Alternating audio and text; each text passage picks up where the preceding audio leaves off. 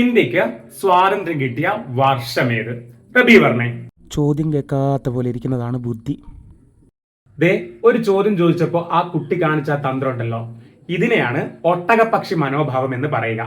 സൈക്കോളജിയിൽ, ചൈൽഡ് സൈക്കോളജിയിൽ ഈ ഒട്ടകപക്ഷി മനോഭാവം പഠിക്കേണ്ട ഒന്നാണ്. സമായോജന തന്ത്രമാണ്. എന്താണ് ഈ സമായോജന തന്ത്രം എന്ന് പറയുന്നത്? അതായത് നമുക്ക് വിഷമ പ്രശ്നങ്ങൾ വരുമ്പോൾ അതിനെ ബാലൻസ് ചെയ്യാൻ വേണ്ടി നമ്മൾ കാണിക്കുന്ന തന്ത്രങ്ങളാണ്. അപ്പൊ എന്താണ് ഈ ഒട്ടകപക്ഷി മനോഭാവം? ഒട്ടകപക്ഷികൾക്ക് ഒരു സ്വഭാവമുണ്ട്. മരുഭൂമിയിൽ കൊടുങ്കാറ്റ് വരുമ്പോൾ, കൊടുങ്കാറ്റ് ഒരു വിഷമ പ്രശ്നമാണല്ലോ, അയ്യോ ഞങ്ങൾ ഇതൊന്നും അറിയില്ലേ എന്നുള്ള ഭാവത്തിൽ മണലിന്റെ അടിയിൽ തല പൂഴ്ത്തി വെച്ച് കിടന്നു കളയും. വലിയ പ്രശ്നങ്ങൾ വരുമ്പോൾ ഞങ്ങൾ ഇതൊന്നും അറിയില്ല എന്ന ഭാവത്തിൽ ഇരിക്കുക. അത് തന്നെയാണ് ഇവിടെ ഇപ്പൊ റബി എന്ന് പറയുന്ന കുട്ടിയും ചെയ്തത്. മാഷൊരു ചോദ്യം ചോദിച്ചപ്പോൾ അത് അറിയാത്തത് കൊണ്ട് അറിയാത്ത ഭാവത്തിലങ്ങ്, കേട്ടില്ല അറിഞ്ഞില്ല എന്നുള്ള ഭാവത്തിലങ്ങ് ഇരിക്കുക.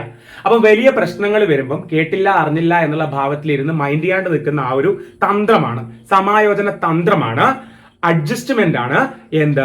ഒട്ടകപക്ഷി മനോഭാവം. പേരെങ്ങനെയാ വന്നതെന്ന് മനസ്സിലായല്ലോ. അപ്പൊ നമുക്കത് ചൈൽഡ് സൈക്കോളജിയിൽ പഠിക്കാനുള്ളതാണ്. അപ്പോൾ LPSA, UPSA, KTET category 1 and 2 prepare ചെയ്യുന്നവര് സബ്സ്ക്രൈബ് ചെയ്ത് കൂടെ കൂടിക്കോളൂ.